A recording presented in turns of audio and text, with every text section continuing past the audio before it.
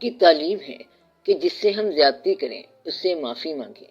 اگر روزمرہ زندگی میں ہمیں پتہ ہی نہ چلے کہ کسی سے زیادتی کر رہے ہیں تو ایسے میں کیا کرنا چاہیے؟ اس کے علاوہ ہمیں کیا کیا کرنا چاہیے؟ جہاں آپ کو محسوس ہو جائے کہ زیادتی ہو گئی وہاں معذرت کر لو۔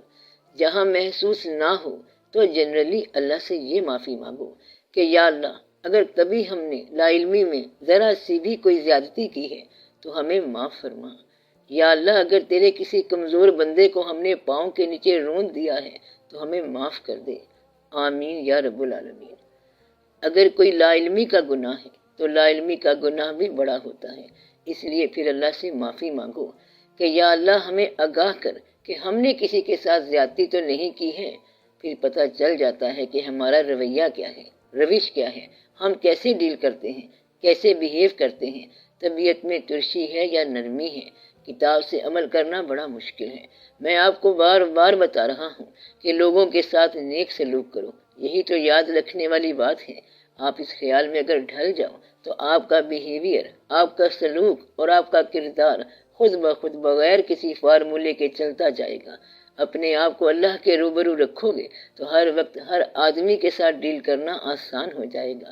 یہ بات اچھی طرح یاد کر لو کہ جہاں دو آدمی ہیں وہاں تیسرا اللہ ہے۔ اگر آج اتنی بات مان لو تو زندگی کے اندر فارمولے کی ضرورت ہی نہیں رہے گی کہ جہاں کوئی دو انسان بیٹھے ہیں وہاں تیسرا اللہ ہے۔ پکی خبر ہے، اب ہمیں کوئی اور فارمولہ پڑھنے کی ضرورت نہیں اور کوئی علم سیکھنے کی ضرورت نہیں۔ انسان کی کسی نیکی میں کمی ہو سکتی ہے، اگر دو آدمیوں میں گناہ ہوا ہے تو وہ گناہ مشہور ہوتا ہے اور دو سے ہی نیکی کا سفر شروع ہو جاتا ہے۔ ذاتی طور پر خیال خراب ہو سکتا ہے لیکن عمل نہیں خراب ہوتا۔ جو ذاتی عمل خراب ہوتا ہے وہ معاشرے کو اتنا خراب نہیں کرتا۔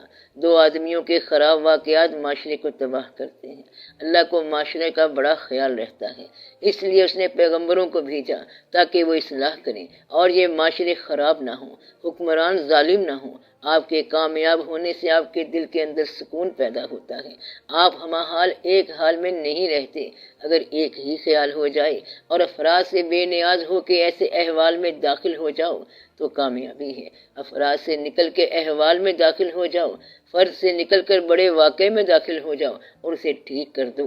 اس طرح ملک کی اصلاح ہو سکتی ہے۔ ذاتی نفرت اور ذاتی رنجش سے آزاد ہو جاؤ۔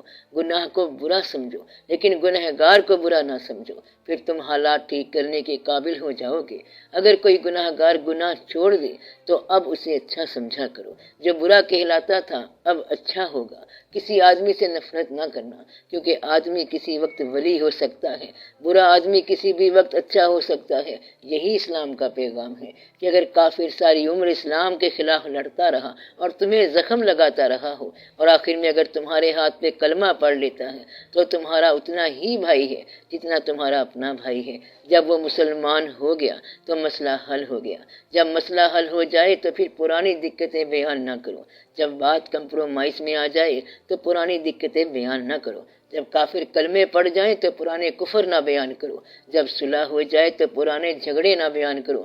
اب جب آپ کے پاس کھانے کی دقت نہیں ہے تو پرانی غریبی کیا بیان کر رہے ہو؟ اب غریبی آ گئی ہے تو پرانی دولت کا ذکر کیا کرنا؟